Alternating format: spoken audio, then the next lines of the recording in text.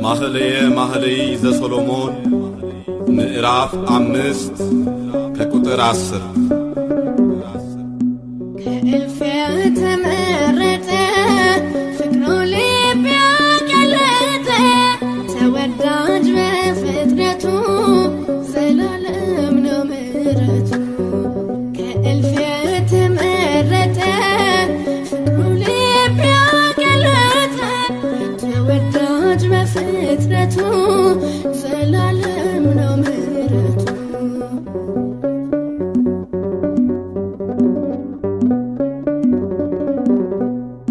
ነፍሴ ብትወደው ፈለግኩት ተሰቅሎ ለኔ